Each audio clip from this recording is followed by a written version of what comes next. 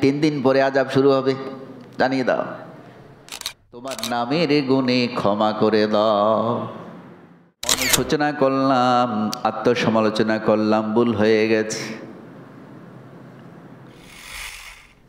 আসসালামু আলাইকুম ওয়া রাহমাতুল্লাহি ওয়া বারাকাতুহু।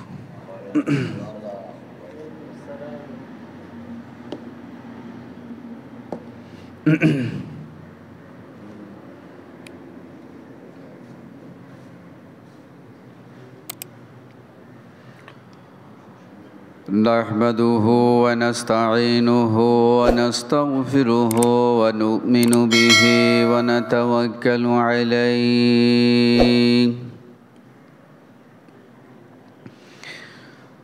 ونعوذ بالله من شرور أنفسنا ومن سيئات أعمالنا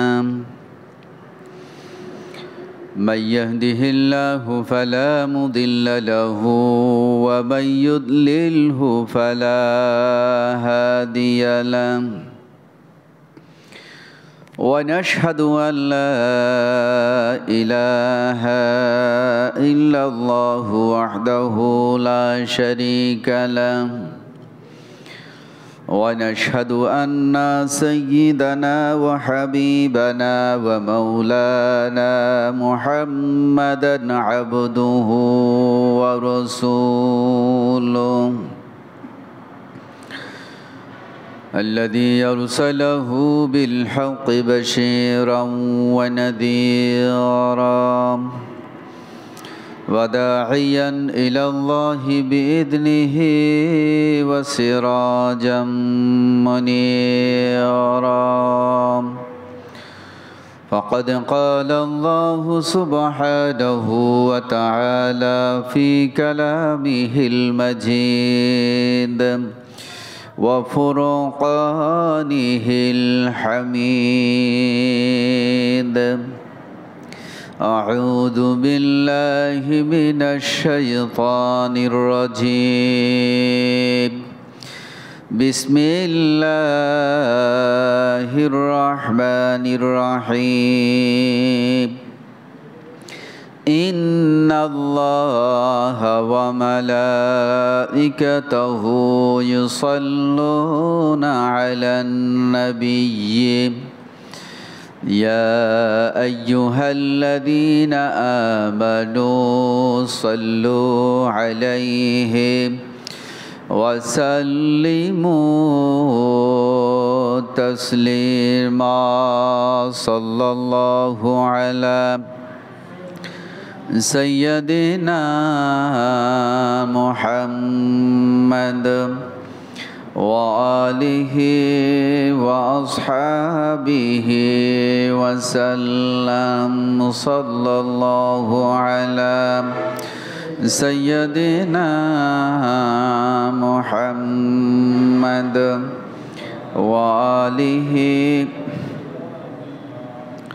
صلاة يا رسول الله عليكم سلام يا حبيب الله عليكم صلاة يا رسول الله عليكم سلام يا حبيب الله عليكم آتش ما हमदरी कानून मां लैला ने माओ हम मजनून मां सला दुनिया रसूल अल्लाह अलैकुम सलामुनिया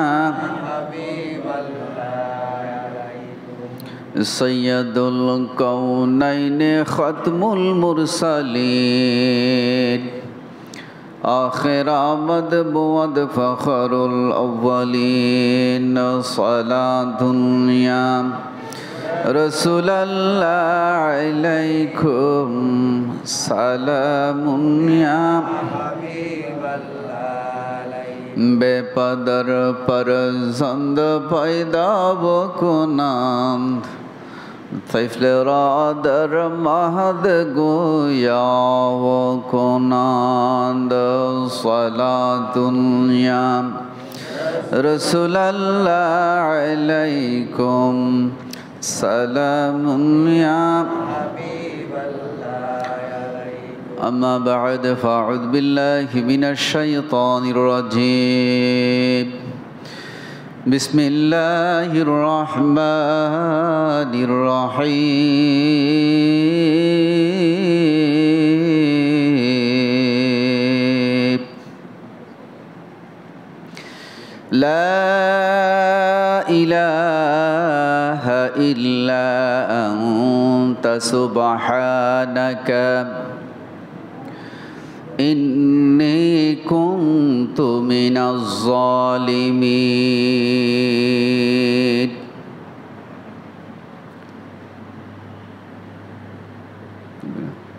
فاستجبنا له ونجيناه من الغم وكذلك ننجي المؤمنين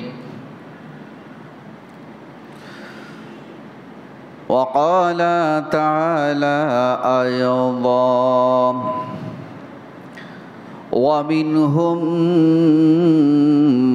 من يؤمن به ومنهم من لا يؤمن به وربك أعلم بالمفسدين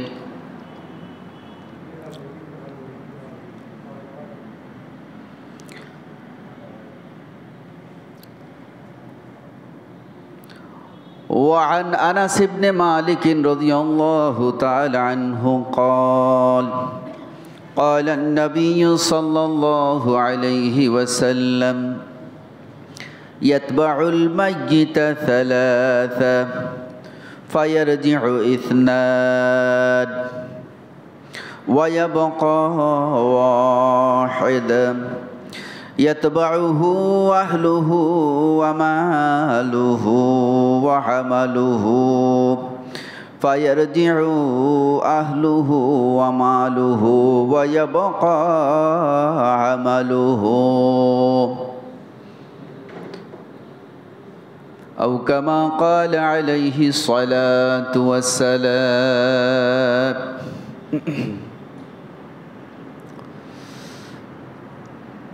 আজকের এই পবিত্র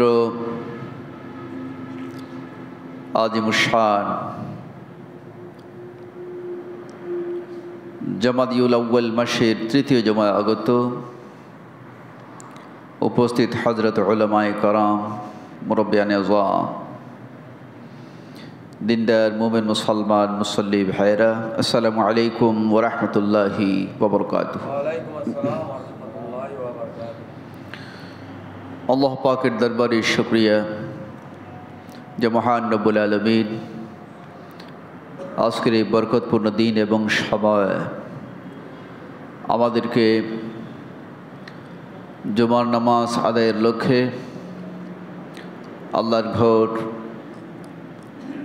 এই পবিত্র উত্তর বাঁশবাড়িস্থ বাইতুন নূর জামে মসজিদে হাজির হওয়ার যে তৌফিকে আনায়াত করেছেন তার জন্য মহান মালিকের দরবারে শুকরগুজার করছি। আমরা সকলেই বলি আলহামদুলিল্লাহ। অসংখ্য দরুদ এবং সালাম জনাবে মুহাম্মদ রাসূলুল্লাহ সাল্লাল্লাহু আলাইহি ওয়াসাল্লামের মহান এবং পবিত্র শানে পেশ করার মধ্য দিয়ে আজকের যে আলোচনা আমি আপনাদের সামনে তুলে ধরতে চাই। প্রিয় ভাইয়েরা, আজকের জুমার আলোচনার যে মূল বিষয় তা হচ্ছে অনুশোচনা।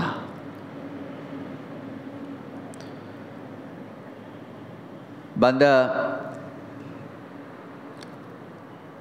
যখন জানতে পারে আমার ভুল হচ্ছে, ভুল হয়ে গেছে,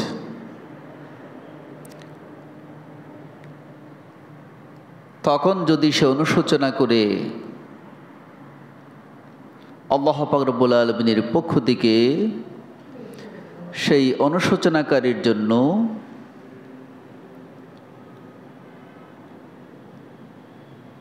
পুরস্কার রয়েছে। তার মানে তার যে জন্য অনুশোচনা আল্লাহ পাক রব্বুল আলামিন সেটা ক্ষমা করে দিবেন, মাফ করে দিবেন। সকলে বলি আলহামদুলিল্লাহ। আল্লাহ পাকের ক্ষমা, মাফ, এটা পাওয়ার জন্যেই তো মানুষের চোখের পানি, রাত দিন ইবাদত বন্দেগী, সব কিছুর মূলে আল্লাহ পাকের কাছ থেকে ক্ষমা পাওয়া, মাপ পেয়ে যাওয়া, এটার বাইরে আর কিছু না। দুনিয়ার জমিনে আমরা আমাদের সামাজিক কাজকর্মে, পারিবারিক নানান বিষয়ে আমরা দেখি যখন কেউ ক্ষমা চায়, অনুশোচনা করে বলে আসলে আমার ভুল হয়ে গেছে, আমি ভুল করেছি, বুঝি নাই, আমাকে আশা করি একটু ক্ষমা করে দিবেন, ক্ষমা সুন্দর দৃষ্টিতে দেখবেন।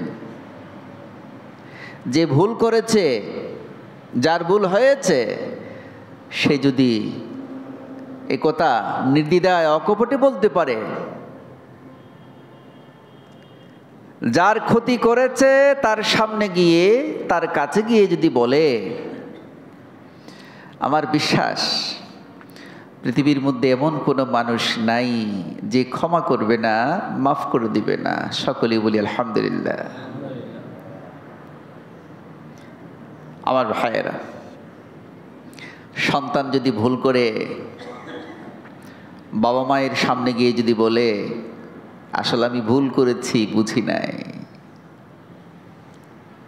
বাবা মা নিঃসন্দেহে চোখের পানি ছেড়ে দিবে আর ক্ষমা করে দিবে, এবং তার সেই সন্তানের জন্য আল্লাহর কাছে প্রাণ ভরে দোয়া করবে। এটাই স্বাভাবিক। ছাত্র, শিক্ষার্থী যদি কোনো ভুল করে ওস্তাদের সামনে গিয়ে যদি কাছে গিয়ে ক্ষমা চায়, মাপ চায়, এমন কোনো ওস্তাদ শিক্ষক পাওয়া যাবে না যে ক্ষমা করবে না, মাফ করবে না। ক্ষমা করে দিবে, মাফ করে দিবে। তবে অনুশোচনা করতে হবে, নিজের মধ্যে যে ভুল করেছে এটা তাকে স্বীকার করতে হবে, বুঝতে হবে। আমার ভাইয়েরা, এমনিভাবে আল্লাহ পাক রব্বুল আলামিনের পবিত্র কুরআনুল কারীমের অহরহর এই ভুল করার পরে যারা অনুশোচনা করেছে, ক্ষমা চেয়েছে, মাপ চেয়েছে, আল্লাহ পাক রব্বুল আলামিন তাদেরকে ক্ষমা করে দিয়েছেন, মাফ করে দিয়েছেন। জোরে জোরে বলি সুবহানাল্লাহ। আমাদের আদি পিতা হযরত আদম আলাইহিস সালাতু সালাম আল্লাহর কাছে দোয়া করেছিলেন। হযরত হাওয়া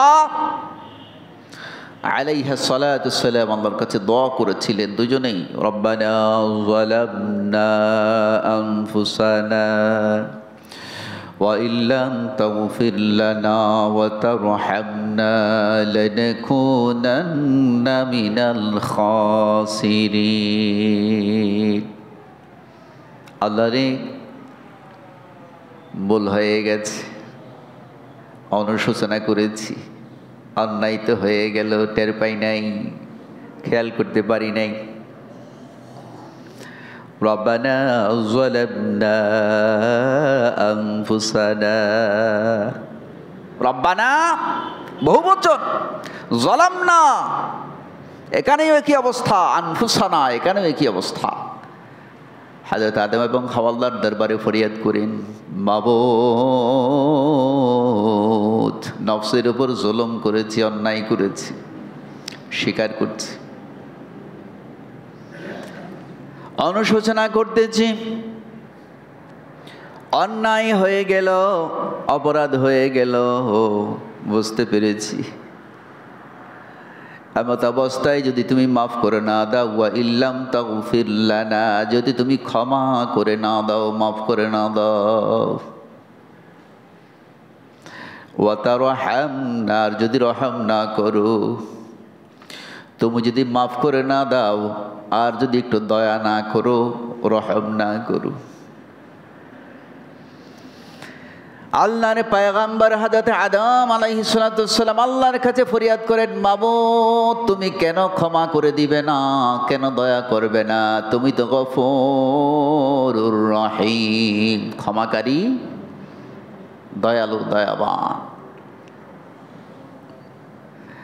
সুতরাং অনুশোচনা করলাম, আত্মসমালোচনা করলাম, ভুল হয়ে গেছে, টের পাই নাই, বুঝতে পারি নাই। মাবুদ রে, তোমার নামের গুণে তুমি গফফার, সবচেয়ে বড় ক্ষমাকারী, তোমার নামের গুণে ক্ষমা করে দাও। আর হলে তুমি রহিম ও রহমান, তুমি সবচেয়ে বড় দয়ালু। ওয়া ইল্লাম তাগফির লানা ওয়া তারহামনা, তোমার এই নামের গুণ যদি ক্ষমা করে না দাও, দয়া না দেখাও, তাহলে কোনো সন্দেহ নেই, লানাকুনান্না মিনাল খাসিরিন, অবশ্যই অবশ্যই আমরা যারা ক্ষতিগ্রস্ত, যারা জাহান্নামী, যাদের জন্য জাহান্নাম তুমি তৈরি করেছো, জাহান্নামের ঘোষণা দিয়েছো,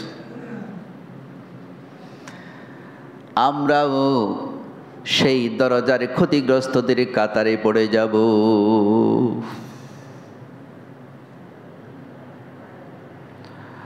আল্লাহর কাছে যখন চোখের পানি ছেড়ে এইভাবে দোয়া করতে লাগলেন, আল্লাহ পাক রব্বুল আলামিন তাদের দোয়া কবুল করলেন, তাদেরকে ক্ষমা করে দিলেন। জোরে জোরে বলি সুবহানাল্লাহ।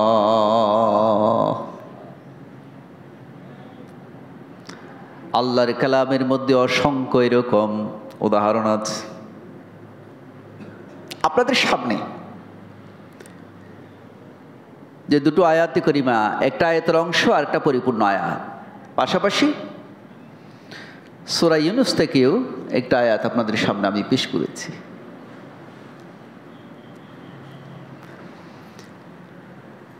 আল্লাহর পয়গম্বর হযরত ইউনূস আলাইহিস সালাম কঠিন সময় যখন তিনি বুঝতে পারলেন আসলে আমি যেটা করলাম ঠিক হয় নাই, তখন এ দোয়া পড়তেছিলেন, লা ইলাহা ইল্লা আনতা সুবহানাকা ইন্নী কুনতু মিনাজ জালিমিন। দোয়া ইউনূস, আল্লাহর কোরআন আয়াত, সূরা আম্বিয়া 87 নং আয়াতের অংশ। সূরাতুল আম্বিয়া, পয়গম্বরদেরকে নিয়ে আল্লাহ পাকের একটা পরিপূর্ণ সূরা আছে। নবীর বহুসন আম্বিয়া, অনেক পয়গম্বরের আলোচনা আল্লাহ পাক এই সূরার মধ্যে নিয়ে এসেছে। আমার ভাইরা, এই যে উদাহরণ, এই যে কথা, এই যে বাণী, এটা চিরসত্য। আল্লাহর পয়গম্বর সৈয়দুল আম্বিয়া জনাবে মুহাম্মদ রাসূলুল্লাহ সাল্লাল্লাহু আলাইহি ওয়াসাল্লাম যখন এই উদাহরণগুলা, এই কথাগুলা যখন কাফিরদের সামনে যখন তুলে ধরতেন, পেশ করতেন, তারা আল্লাহর পয়গম্বরের এই বিষয়টাকে নানানভাবে তারা বিদ্রূপ করত, হাসি ঠাট্টা নানানভাবে। তার মধ্যে একটা ছিল এইভাবে যে মুহাম্মদ রাসূলুল্লাহ সাল্লাল্লাহু আলাইহি ওয়াসাল্লাম নিজে সুন্দর সুন্দর কথাগুলা তৈরি করে, বানিয়ে, রেডি করে, আর আল্লাহ বলেছেন বলে আমাদের সামনে প্রচার করে দিচ্ছেন। সুরে সুরে বলি নাউজুবিল্লাহ। অনেকেই বিশ্বাস করতেন না, যারা বিশ্বাস করার তারা করতেন, আর যারা অবিশ্বাস করার তারা অবিশ্বাস করতেন। আল্লাহ পাক রব্বুল আলামিন পবিত্র কোরআনুল কারীমের মধ্যে তাদের এই আচরণ নিখুঁতভাবে কোরআনুল কারীমের বিভিন্ন জায়গায় নিয়ে এসেছেন। যেমন কোরআনের শুরুতে যালিকাল কিতাবু লা রাইবা ফীহ, এ কোরআন সেই কিতাব যার মধ্যে সন্দেহ করার মতো কোনো কিছু নাই, পাওয়া যাবে না, যার মধ্যে কোনো ভুল নাই, ত্রুটি নাই। কোরআনের শুরু সূচনা আল্লাহ পাক রব্বুল আলামিন ঘোষণা দিচ্ছেন এটা এমন একটা বই, এটা এমন একটা কিতাব যার মধ্যে কোনো ধরনের ভুল নাই, ব্যতিক্রম ধর্মী। এই পৃথিবীর জমিনে হাজারো অসংখ্য কিতাব আছে, বই আছে নানান ধরনের, কিন্তু প্রত্যেক লেখক কিতাবের শুরুতে আবেদন জানায় পাঠকদের প্রতি, যারা পড়বে তাদের প্রতি খুব নত হয়ে অনুনয় বিনয় করে হাত জোড় করে আবেদন জানায়, আমি চেষ্টা করেছি যথাসাধ্য কোনো ভুল যাতে না আসে, এরপরেও আমি একজন মানুষ, ভুল হতে পারে আমার। সুতরাং আমার জ্ঞান দিয়ে আমি চেষ্টা করেছি নিখুঁতভাবে সুন্দরভাবে বইটা রচনা করার জন্য, লিপিবদ্ধ করার জন্য, এরপরেও ভুল থাকতে পারে।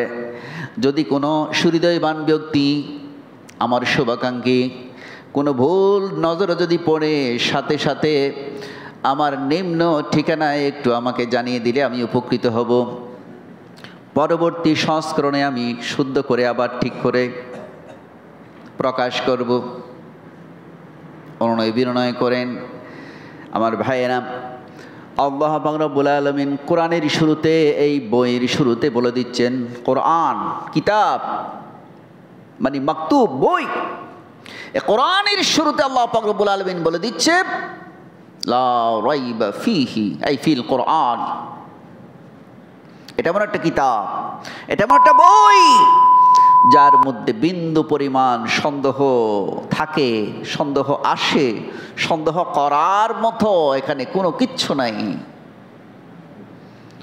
সুতরাং কারো ভুল ধরার তো প্রশ্নই আসে না। এরপরেও আল্লাহ পাক রব্বুল আলামিন বলেছেন তোমরা চেষ্টা করে দেখো আমার এই কথার বিষয়ে, এবং বলেছেন কি আল্লাহ পাক রব্বুল আলামিন কোরআনুল কারীমের মধ্যে ইরশাদ করেছেন আম ইয়াকুলুনা ইফতারাহু কুল ফাআতু বিসূরাতিম মিন মিথলি ওয়াদউ মান ইসতাতা'তুম মিন দুনিল্লাহি ইন কুনতুম সাদিকিন। আমার ভাইয়েরা, কুরআনুল কারীমের সূরা বাকারার শুরুতে আল্লাহ পাক বলেছেন ইন কুনতুম ফি রাইবিম মিম্মা নাযালনা আলা আবদিনা ফাআতু বিসূরা। ঠিক একইভাবে এখানে বলা হচ্ছে তোমরা যে বলছো এই কিতাবটা, এ কোরআন মুহাম্মাদুর রাসূলুল্লাহ সাল্লাল্লাহু আলাইহি ওয়াসাল্লাম নিজে তৈরি করে বানিয়ে সাজিয়ে গুছিয়ে পেশ করছে, এ কথার সপক্ষে যদি তোমরা অটুট থাকো তাহলে আল্লাহ রাব্বুল আলামিন নিজেই ডাক দিচ্ছেন, তাহলে পবিত্র কোরআনুল কারীমের মতো পরিপূর্ণ কোনো কোরআন নয়, ছোট্ট একটা সূরা। আমার কোরআনের মধ্যে সর্বকনিষ্ঠ ছোট সূরা যেটা আছে তার মতো একটা সূরা তৈরি করে তোমরা নিয়ে আস।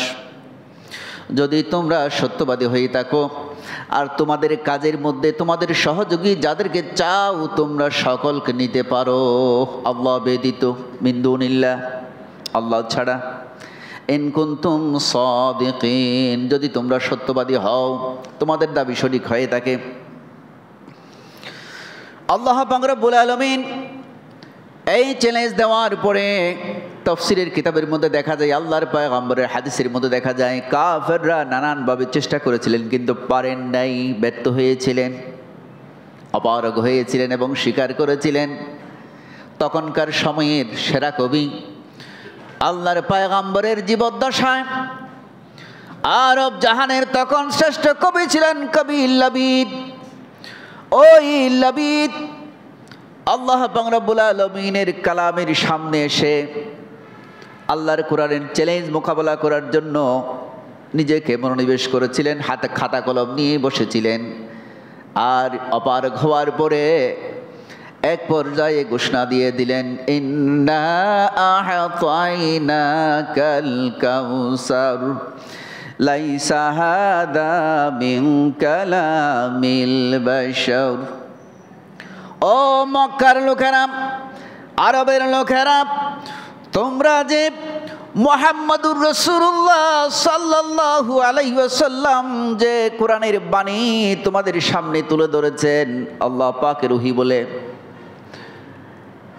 এটা মোকাবেলা করার জন্য আমি চেষ্টা করেছিলাম, শেষ পর্যন্ত আমি বুঝতে পারলাম না, এটা পৃথিবীর কারো কোনো মানুষের বানানো কোনো কিতাব নয়, পৃথিবীর কারো কোনো তৈরি করা কোনো কিতাব নয়,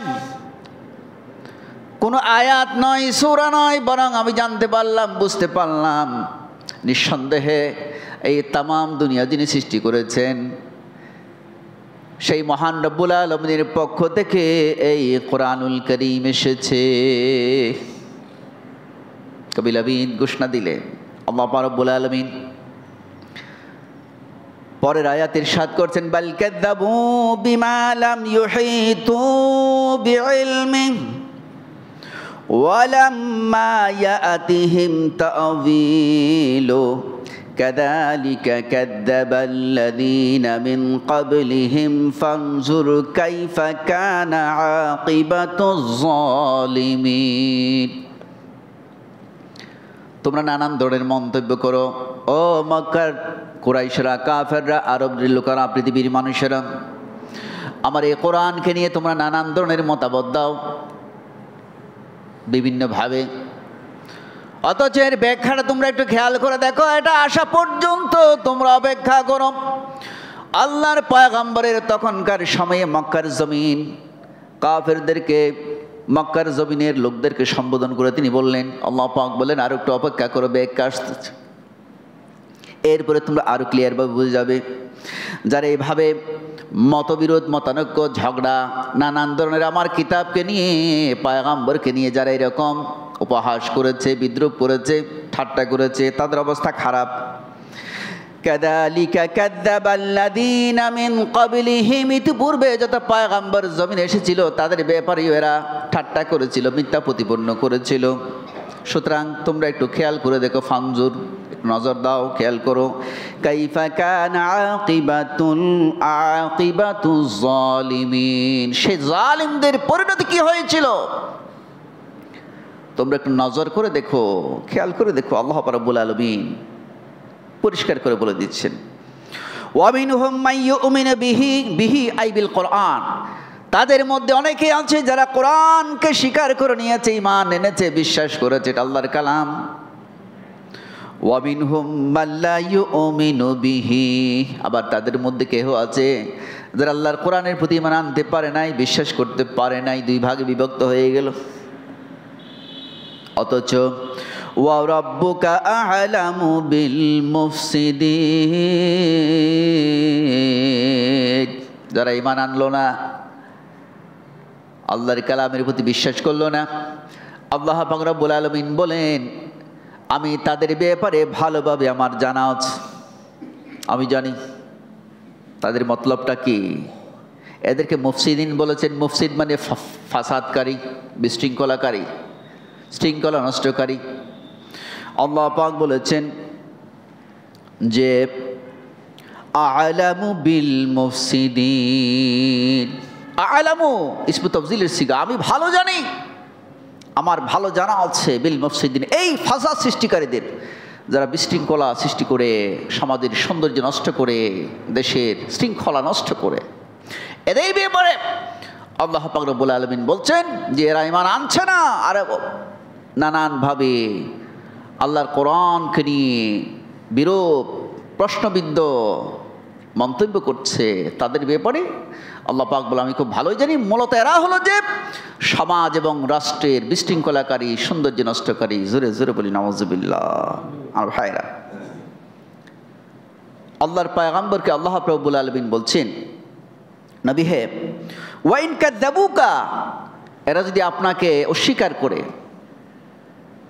স্বীকার না করে, আপনাকে স্বীকার না করে, কোরআনকে স্বীকার না করে, আপনাকে স্বীকার না করে, ফাকুল, তাহলে আপনি এদেরকে খোলামেলা বলে দিন, ঘুরিয়ে ফিরিয়ে বলার দরকার নেই, খোলামেলা বলে দিন, ফাকুল লি আমালি,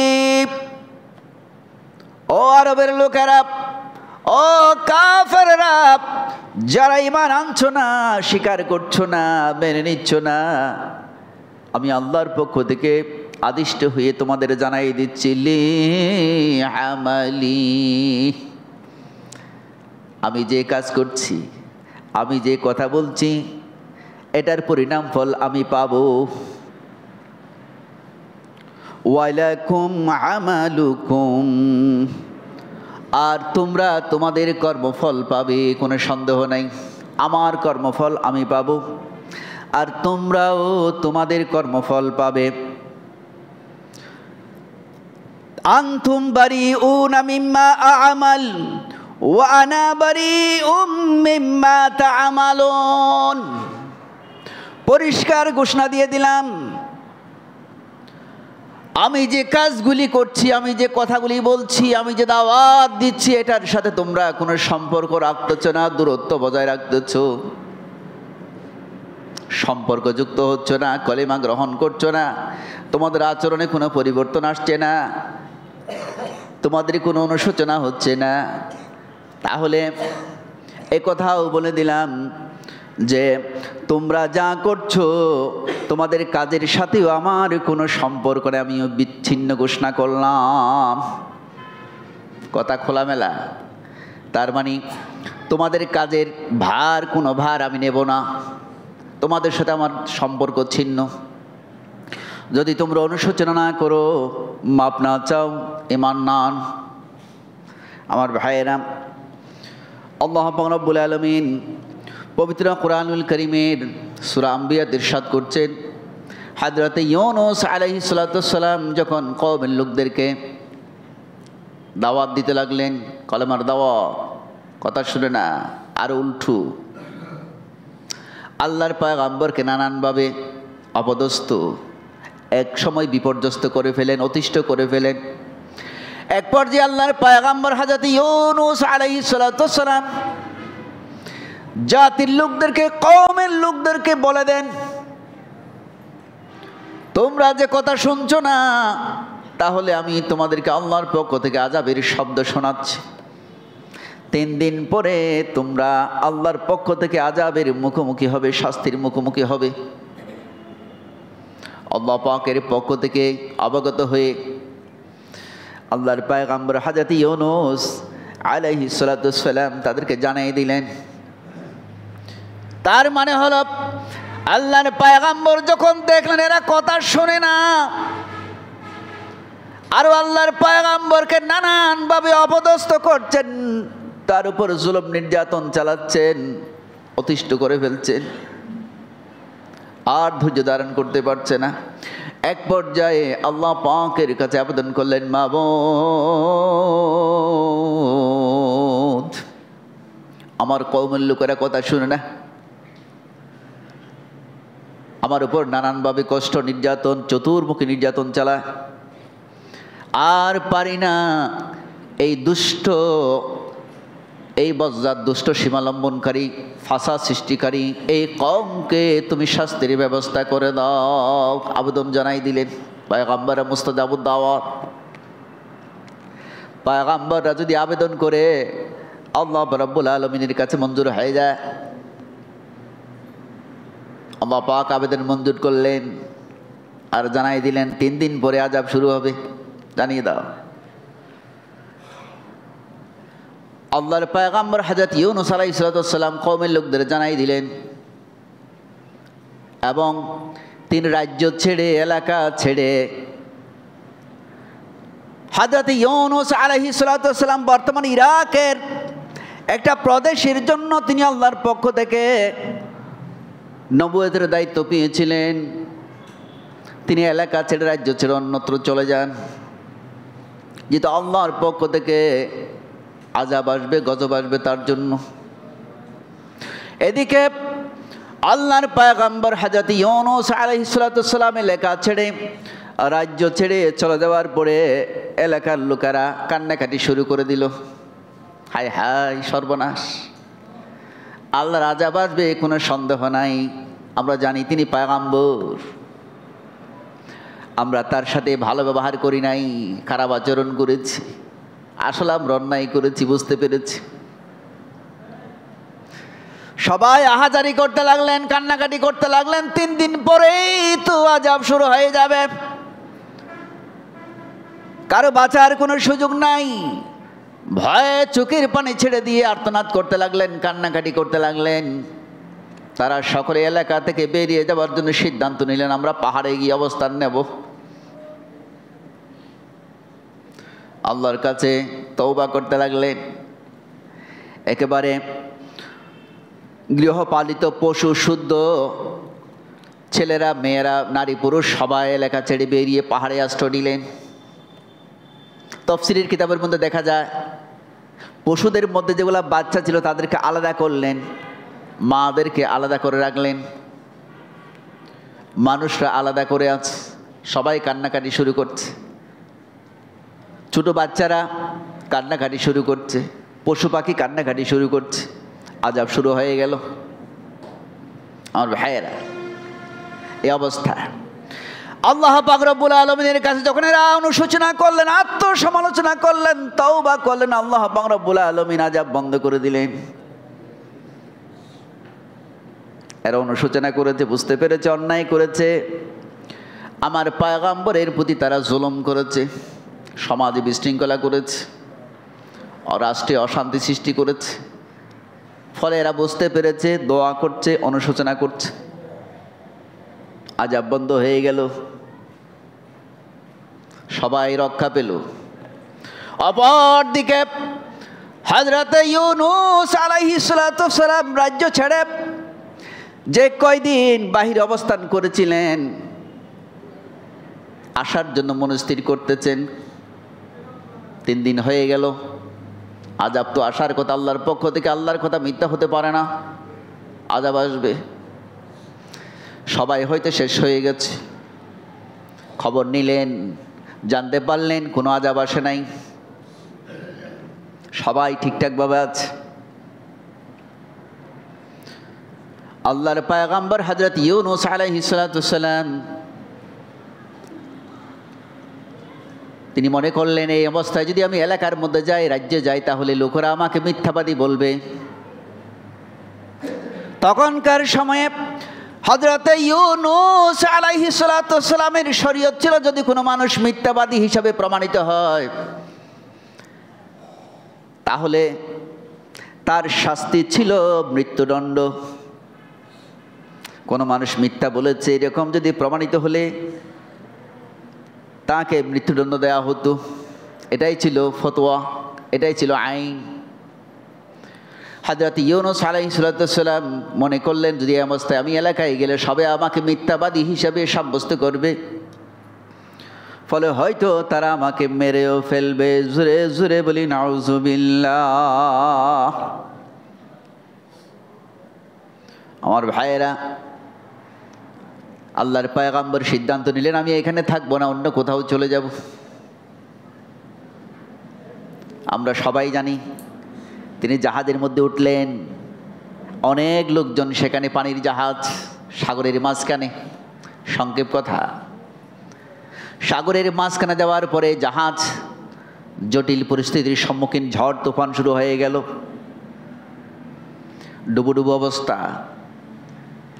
এমন সময় মাঝি মাল্লা যারা ছিলেন, ওই জাহাজের পরিচালক যারা ছিলেন, সারেং বা পাইলট যারা ছিলেন, তারা বুঝতে পারলেন, জানতে পারলেন আমাদের জাহাজের মধ্যে এমন কোনো ব্যক্তি রয়েছে যিনি মালিকের পারমিশন ছাড়া আমাদের সাথে জাহাজে করে অন্য জায়গায় চলে যাচ্ছে। আলোচনা পর্যালোচনা করলেন, লটারির ব্যবস্থা হলো। লটারির মধ্যে হযরত ইউনূস আলাইহিস সালামের নামটা এসে যায়। জাহাজের মাঝি মাল্লা যারা ছিলেন, মালিক যারা ছিলেন, তারা আল্লাহর পয়গম্বর হযরত ইউনূস আলাইহিস সালামকে কোনো মতেই জাহাজ থেকে পানিতে ফেলে দেবে না, কারণ তারা তাকে ভালো করেই চিনতেন, তিনি একজন ভালো মানুষ, পয়গম্বর। আবার লটারি দেওয়া হলো, সেখানে ইউনূস আলাইহিস সালামের নাম। আবারও লটারি দেওয়া হলো, সেখানে ইউনূস আলাইহিস সালামের নাম তৃতীয়বার। এবার হযরত ইউনূস আলাইহিস সালাম বললেন, আর লটারির দরকার নাই, আমি জানি আমি আমার মালিকের পারমিশন ছাড়া নিজ এলাকা ছেড়ে অন্যত্র যাওয়ার জন্য আমি এসেছি, এতে কোনো সন্দেহ নাই। কারণ আমি রাজ্য ছেড়ে যখন চলে আসছিলাম আমি আমার মালিকের পারমিশন নিই নাই, আল্লাহ পাক আমাকে এই অনুমতি দেয় নাই, এই যে পালিয়ে যাচ্ছে, আমাকেই ফেলে দাও, আসলে আমি অপরাধী। তাকে ফেলে দিলেন। এমন সময়ে আল্লাহ পাক রব্বুল আলামিন ওই সাগরের বিশাল একটা মাছকে হুকুম করলেন, যাও যাও, দেরি না করে ওই আমার পয়গম্বর ইউনূসকে জাহাজ থেকে ফেলে দেওয়া হচ্ছে। ফেলে দেওয়ার সাথে সাথে তুমি তাকে নিজের শরীরের মধ্যে, পেটের মধ্যে জায়গা দিবে। খবরদার আমার পয়গম্বরের যাতে বিন্দু পরিমাণ কোনো ক্ষতি না হয়। এটা খাবার হিসাবে নয়, আমি আমার পয়গম্বরকে একটা জায়গায় পাঠিয়ে দিচ্ছি। দুনিয়ার জমিনে অপরাধ করলে পরে জেলখানায় পাঠিয়ে দেওয়া হয়, সিজনে, দাগে আসামি, অপরাধী, জামিন না মঞ্জুর করে অনেক সময় জেলে পাঠিয়ে দেন।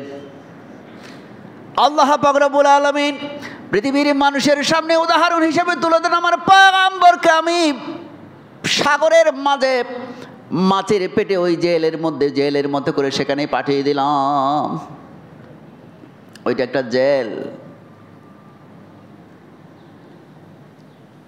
তাফসীরের কিতাবের মধ্যে দেখা যায় 3 দিন 3 রাত আল্লাহর পয়গম্বর হযরত ইউনূস আলাইহিস সালাম ওই মাছের পেটের মধ্যে ছিলেন।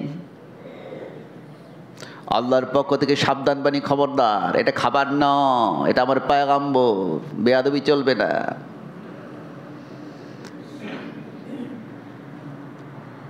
আল্লাহর পয়গম্বর হযরত ইউনূস আলাইহিস সালাম বুঝতে পারলেন আমার মালিকের পারমিশন না নিয়ে আমি যে এলাকা রাজ্য ছেড়ে চলে যাচ্ছি, আমার মালিক আমার উপর অসন্তুষ্ট হয়ে গেছেন, ফলে আমাকে জেলে পাঠাই দিয়েছেন।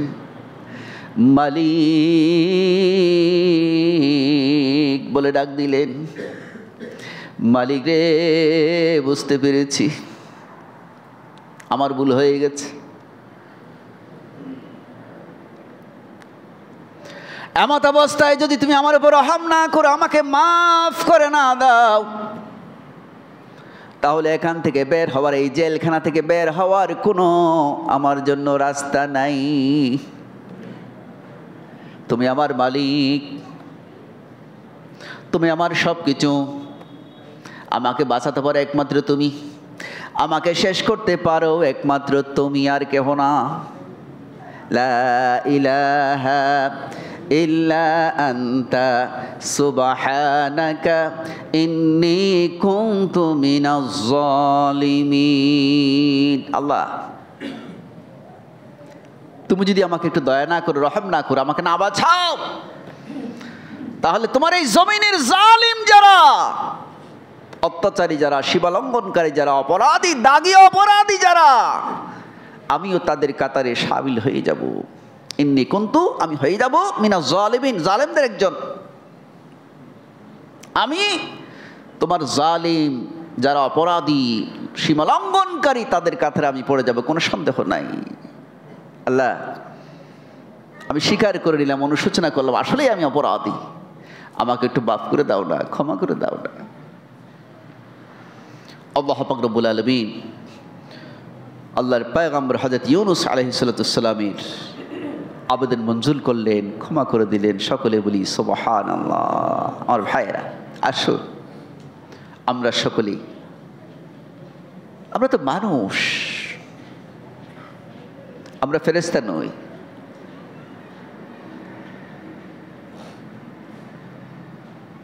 আমরা কতভাবে অপরাধ করি, মালিকের নাফরমানি করি, মানুষের ক্ষতি করি কতভাবে। আমরা একটু অনুশোচনা করি, আত্মসমালোচনা করি। কোনো মানুষের হলে তার কাছে গিয়ে ক্ষমা চায়, মালিকের হলে মালিকের কাছে ক্ষমা চায়। নিঃসন্দেহে সকলেই পৃথিবীর মানুষ ক্ষমা করে দিবে। মালিক আমাদেরকে ক্ষমা করে দেওয়ার জন্য সব সময় প্রস্তুত। শুধু চাই বান্দা একটু ঘুরে আসুক, শুধু চাই বান্দা তার ভুল স্বীকার করুক। আল্লাহ পাক রব্বুল আলামিন আমাদের সকলকে বোঝার এবং আমল করার ও অনুশোচনা করার তৌফিক দান করুক। সকলে বলি আমিন। আসসালামু আলাইকুম ওয়া রাহমাতুল্লাহি ওয়া বারাকাতুহু।